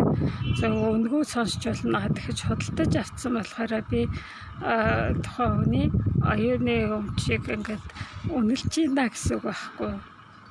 Та намын худалдаж аваагүй боловч өнгөө татаж авах, канондож авах ч болохгүй зүйлгээ ярьсан те. Ягаад гэвэл аливаа оюуны хөдөлмөрийг авах нь өөрөө бас өөрийнх нь ном зохиолыг өнгөөдүүлэхэд өөрийнхөө оюуны хөтөлбөрийг өнгөөдүүлэхэд хүрнэ. Мөн номны хулгай тийм ингэж бас хэлдэг шүү дээ. Номны хулгай бол хулгайдаа орохгүй. Яг л ном чи оюун ухааных болохоор энийг хулгай гэж битгий утаараа гэж бодож байхад би бол үнтэй санал нийлдэггүй. Жишээ надад бол үнтэй ховор ном айгүй ихэдэг. Би гадаадаас захиалж авчирдаг, ачааны мөнгө хөлсөд төлдөг. Тэрний маань хийдэг ингээл аваа явчих юм бол би энийг арга зүй номгүй нэг багшийн номгүй болчихно гэдэг чинь миний хувьд бол зохилт авахгүй юу. Тэг хин хулгайлчсан буулгаач гэ баргалж араас нь хөөж араас нь гүйж яач юм айлсгүй бол 2-3 удаа гуугаад ч өгдөггүй хүмүүс биш үү. Ингээ багш би таны номыг ч одоо авч дараа нэрвүүлж өгөөгээд араас нь уцтаад гуугаад энэ ном чи гацхан байгаа штэ надад өгчих бинээс нэг юм авах чи гэхэд өгөхгүй авчирч өгөхгүй жил 2 жил болж байгаа ч хүн байдаг байхгүй. Тиймээс би тэр намаа за одоо чи гуухай дөө шинээр нь одолтож авъя дөө гэдэг ингээ боцсон сууж байгаа байхгүй. Тийм ч одоо жишээ байгаа байхгүй. Тийм тэгэхээр та нар намайг ч гэсэн өөрөө ингээ бэлгэлээгүй л болвол нэг тэгэж авч дураараа авч болохгүй. Тий. Би бол нэг минималист гээл юу өдрий чи хайр дээр мэддэг байсан. Тэгэл яг минималист болох гал өөрийнхөө ингээл олон цоглуулсан ингээд надад айгүй олон ном гэдэг болохоор намаа хүмүүс тарааж үтсэн ингээл аваачиж өгөзээл тарааж бэлэглээл бүгдээ дуусгах гал гэртээ ингээл номгүй болох гэсэн чи чадахгүй ахаад нөгөө номгүй байхаар чи нөгөө гэр хоосоо өргөөд тэгэл ахаал ингээд номын шкаф аваад дүүргээл одоо миний хобби бол номын шкаф ном авахгүй өөрөө л хог цогдуулж ийн гэсэн байхад миний хувьд тэр чи хог биш аахгүй. Миний хувьд нөгөө нэг оюуны үнцэнтэй бүтээл би ингээд багш болгоны номыг ингэж эргүүлэх дуртай. Нэг хэсэг бас нөгөө электрон ном гэж нөгөө нэг хоббидэж электрон номуудыг айгүй их Amazon-оос Kindle-ээр уусмаагаар худалдаж авч исэн боловч электрон номыг чи ингээд удаан уншаад харин нүд хараа муудаад байдаг болохоор тэгээ нэг ингээд татаа мэдрэмж төрдгөө уншсан болдгоо болохоор надад ном нь бодтоор байж хаад би энэ ном энд байгаа шүү дээ гэхээр надад амар сэтгэл тайван байдаг байхгүй. Ном маань ингээл нэг ном яг хэрэгтэй хахад тэр ном нь алдахгүй байхаар за манай нөхөр хүнд ном бэлгэлцсэн. Миний тэр номыг өгөөгүй ч гэл би амар яг л тэр ном хэрэг болцсон юм шиг ингээ хайгаал ирэлт гардаг байхгүй. Тэгэхээр надад ном чинь тийм үнцэнтэй яагаад үнцэнтэй гэдэг юм бэ гэж би ингээ бодоод байсан чи би өөрөө анх нөгөө нэг би Орос сургуульд нөгөө нэг 8 наснда сургуульд орж исэн нөгөө одоо 79 сургуулиуд нөгөө нэг юуны сасар дэдгийн түнэлийн дээр л Орос 14 хажууд өгдөг 79 сургуулиуд хийдэг лээ. Тэгэл тэр 98 билүү. Тэгээд тэр сургууль дээр ч 8 дахь Орос 8 дахь сургууль гэжсэн. Офицеруудын сургууль гэдэг. Тэгээд тэр сургуульд орж байхад ингээл би ямар ч ингээл уншиж чадахгүй, бичиж чадахгүй, орсоор ярьж чадахгүй юм гэж намайг уншиж бичиж яриулж чадж байгаа байхгүй дээ багш.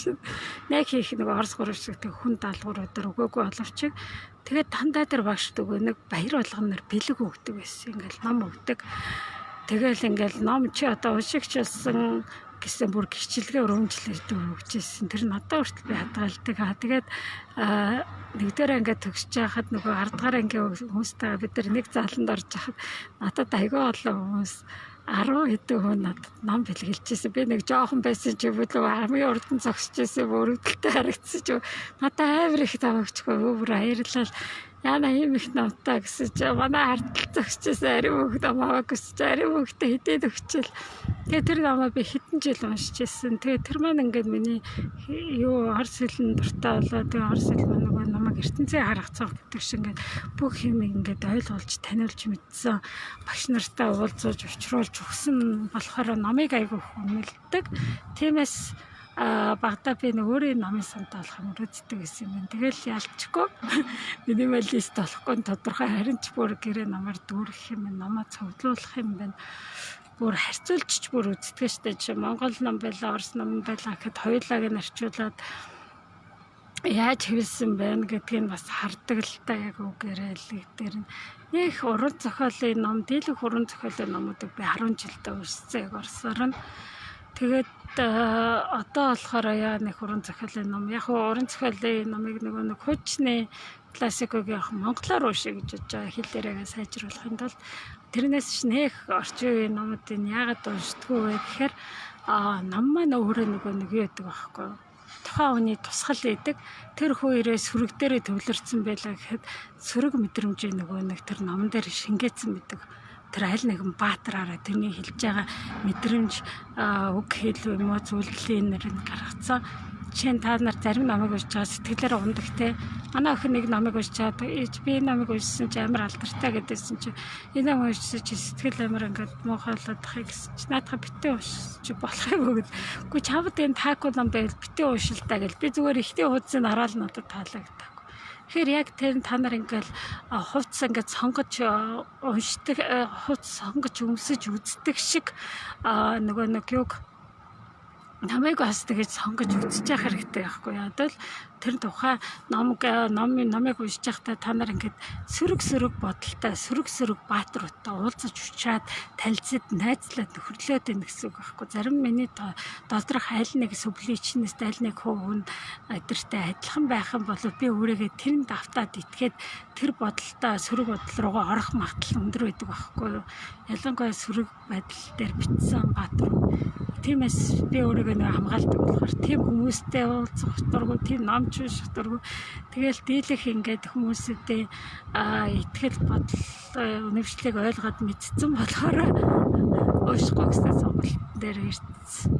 Бүр л онцгой тийм годл байвал уншсан гэхээс яагаад тийм бэ гэдэг маань яагаад ном тийм уран зохиолын ном сонирхол болцсон бэ гэхээр би илүү сонирхолтой бодит хүмүүстэй очирч байгаа байхгүй. Яг бодит хүмүүстэй чинь ундраа бодитоор орж ирэл, харин жаргал бодитоор орж ирэл, өөрийнхөө багын айц ч юм уу бухимдлаа энийг яриад харанхууранд орж ирсэн ярьж хагаад тэр чинь ямар ч киноноос илүү сонирхолтой үйл явдал өрнөлттэй тэгээд эцэстээ юу болсон гэдээ харагдаж байгаа болохоор энийг ингээд сонирхоод үзээд өөр хүнийг яг ном шиг ингээд хуудас болгоноор үйл явдлуудыг уншиж хагаад ийм сонирхолтой аргалж бидний сургалт толгож ийм сонирхолтой байх чинь ном уншаад хэрэг байна уу гэж ингэж орж байгаа байхгүй. Тэгээ яадвал өөрийнхөө би ингээд таньдсан ингээд өөрийнхөө бодол итгэл үнэмшлээ. Тэгэхээр одоо өөр номуудыг уншиж сонирхох аюу дуртай.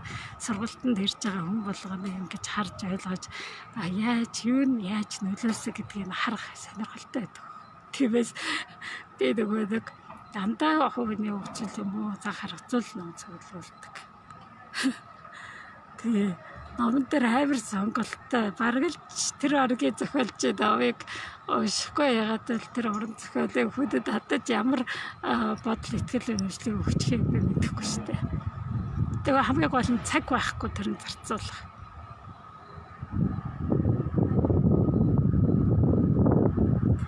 Би сая Жангарын номыг сургалтанд ашиглах гэж зөвшөөрөл авдаг юм болов уу гэж бодсон. Тэгээд тэр номныхан талаар сэтгэлд бичсэн пост оруулсан чи тэнд ажилладаг охин надад найз байсан байлээ. Тэгээд надаас энэ постыг чи ашиглаж болох уу гэж асуусан. Тэгэхээр шууд зөвшөөрөл авсан. Надад маш сайхан санагдсан шүү. Одоо жишээ нь пост айгуугой пост ицсэн байхад тэрний чи одоо оюуны агийнх ч юм уу минийхийг зүгээр л ингээд нэр усгүй ингээл зүгээр хүмүүс хуулаад нөгөө хүмүүс нь өөр хүн дээр чи ямар мундаг бодгийг ингээд бичихэр чи сонин санагддаг байхгүй. Тийм хүмүүсүүдийг би шууд блоклчдаг гэсэн үг. Тэ. Тэгэхээр энэ дээр ингээд оюуны хулгай, юмны хулгай жижиг үйлдэлээр ингээд гараад ирдэг гэсэн үг. Жижиг үйлдэлээр. Тиймээс татвар төлөлт тэрэ та нар компани байгууллага хүн болвол ингээд орлого олдог болвол тэрэн лөө орохыг бодорой. Тэгэх юм бол та нар жилийн дараа эдэр 2 жилийн дараа эдэр нэлээд том нэг ашиг орлого руугаа орцсон байх болно. Ямар нэгэн зүйлүүдийг худалдаж авах гэж байгаа бол албан ёсны жоохон зөвшөөрлүүд аваад ивэл зүгээр гэсэн үг. Дараа нь янз бүрийн хилометр гарахгүй шүү дээ, тий. бүр ингээд зургийг хүртэл сургалтын зургийг хүртэл жишээ нь би өөр багш нарын зургийг аваад өөр багшийн сургалтанд явсан зургуудыг гэл зөв copy paste хийчихвэл бараг л тэр зургийн тэр багш нь харчих юм бол чи миний зургийг авлаа дор нь тэрнээс авсан гэж бичих гэж бүр хэлнэ штэ. Тиймээс бараг л зүгээр өөрөөр нь шеэрлдэг гэсэн үг л та.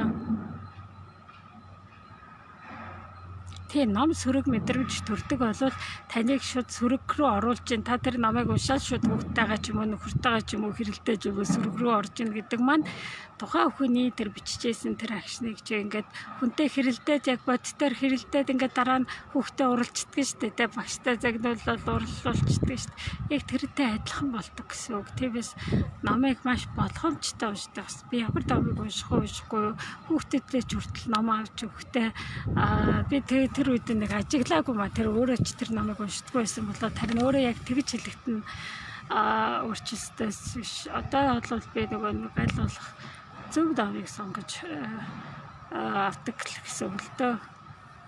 За энэ номыг уншаад хэрэггүй дээ энэ чи юм биш дээ гэл. За би өөрөө уншаад ойлгоохыг л зарим тэгдэг штэ дээ. За чи өөрөө уншаад ойлгочих. Тэгтээ сөрөг ойл нэг уншаад хэрэггүй дээ гэдэг.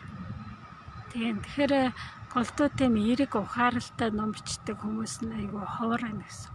Ажил зарим ингээд толгой ажиллах ёстой. Дийлэх одоо би сургалтуудыг ажиглаж байхад очроо хөтлөх гэж бодож чинь дийлэх хүмүүс уушаал дундаас нь хайцсан байдаг байхгүй. Яг л ингээд толгой ажилдаг номыг хүмүүс ингээд нөхөнгөө унших сонирхолгүй леско тийм хөнгөн тийм зугаа зингэл тийм амархан ойлгомжтой тийм ном руу орчод шүү. Тэгэхээр чи энэ чи очроо хөтлөгч эдэр чи бүх юм дээр амьдралын бүх юм чи өөрчлөлтөг ном. Ялангуяа би нэг сургалтын дээр нэг өөрчлөлт тайлбарлацаадаг ном болохоор ийм ном руу илүү хөрвөл зүгээр ийм сургалтууд руу илүү хөрвөл зүгээр. За та нар өнөөдөр ялгаж үзсэн бэ? Энэ 7 хоног дээр та нар өөрийнхөө энэ зарчим дээр аягүй сайн ажиллаарэ. Би өөрийнхөө хэлээрээ бодлоороо ямар зүйлийг хулгайлдаг байна, эд зүйлийн анхаарлыг, хүнийг, бусад хүнийг хүсэл мөрөөдлийг юуг нь би авдаг байна нэ. Энэ тал дээр та нар сайн бичээрэй. Гар урлын салбарт үеийнхээ бүтээлийг хуулж тавих асуудал их байдаг. Ялангуяа гадны урлагчдын бүтээлийн нэрийн тавилгүй тавьдаг хүн байдаг. Би дандаа нэр устан ширэлдэг.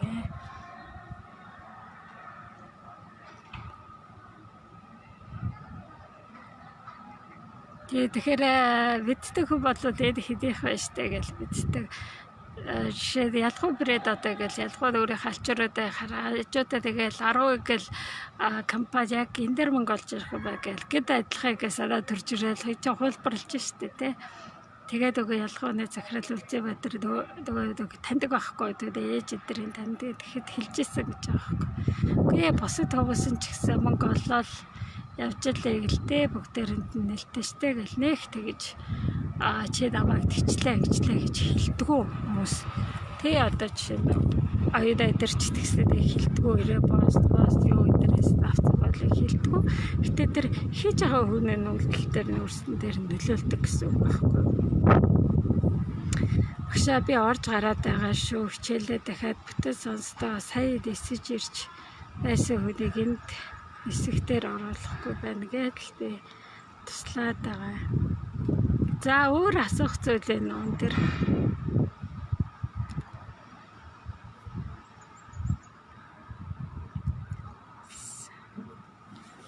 Бид нар юун дээр ажиллах ёстой вэ нэ гэхээр энэ 7 хоног өөрсдийнхөө hulгай дээр ажиллана. Эврэ. Хөөс нам аваад өгдгөө хүмүүс намаа буцааж өгнө. Ялангуяа танд хэрэгтэй таалагдсан болохоор авчаа гэж утсан болвол те.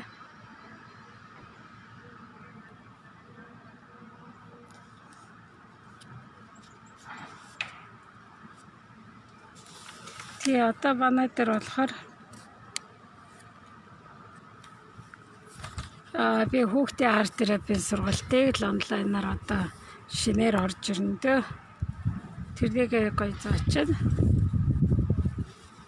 Тэн дээр нь амжиж сураарэ хэмдрэлтэй байгаа дээр нь бас сургалт явуулахыг хүсдэг хүмүүс өөрийнхөө хүүхдтэйгээ ажиллахыг өөр дээр хамгийн гол нь өөр дээр ажиллах. Жишээ нь номыг аваад ингээд хийчихнэ гэхээр яг ном ч өөрөө биш байхгүй. Нөгөө хүдэн өөрөө зааж байгаа арт терапистэд өөрөө өөрчлөгдөх гэдэг байхгүй. Өөрийнхөө хичээвхий зам дээрээ, өөр бухимдал дээрээ, өөрийнхөө төгшүүр дээрээ, өөрийнхөө компьютерийн амрал дээр, өөрийнхөө бүх зүйл дээрээ ажиллаж өөрчилж байж тэр техникүүд нөгөө амилдаг гэсэн үг байхгүй. Тэрнээс биш техникийг зүгээр аваад намын аваад ингээ хийчихээр бас орж ирдэггүй.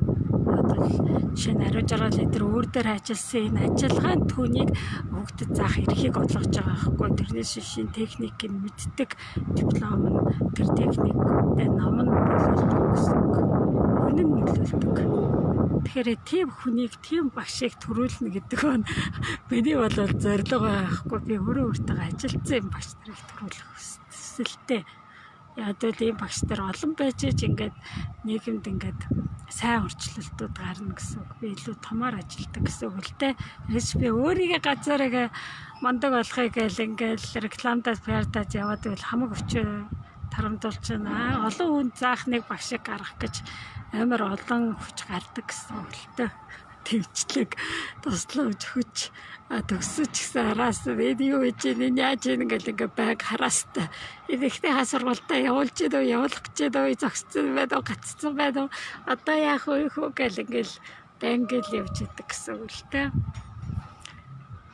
За тэр дээр сургалтад хүүхдээ арт терапид яг амжиж орохгүй тэгэл хойшлогдоод ерөөсөө соголт удаа хийдэг зарим хүмүүсдэг шүү дээ. Бидний коучиг анхны сургалт явж байхад харж исэн хүмүүс ч арт терапи явж байхад харж исэн хүмүүс одоо хүртэл хараа явж байхад ч ахтахтаар явцсан оюун өдөрч альдээ сургалтуудаа явуулаад ном бичсэн. Зарим нь том сургуугч багш нар болцсон явж байгаа. Зарим нь одоо хүртэл бодоол суух байх уу гэж ахвад надад би өөрийнхөө нөгөө үр дүнгийн үд сэдэд харсан болохоор төлбөрөө нэмээд идэх байхгүй. Өөр дээр ажиллаагүй байж ном хараад хэр барагтаа зааж чадахгүй юм байлаа. Би яг постн дээр нэг хүн тэгж итцсэн байсан шүү дээ. Би санал нийлэхгүй байна гэд. Яг л би номуудыг арт терапигээр ажилтдаг хүмүүс зориулж бичиж байгаа байхгүй. Тэрнээс хөв болгоо яг аваад ингээд хүүхдүүд дээр тоглоомны маркер явуулж болно тэр техник. Тэрнээс яг заслаараа явж чадахгүй. Одоо л өөр дээр ажиллаж чадаагүй болохоор явуулж чадахгүй гэсэн үг л дээ. Тэгэхээр лавар одоо жишээ нэг левж болж чадахгүй, лаварыг нэг өсч болж болохгүй гэдэг шиг тэрний чинь нөгөө нэг мастер өсчтэй ч юм уу тэр нөгөө өөр дээр ажиллаад олон сургалтыг олцсон багш тараас сурдаг байхгүй.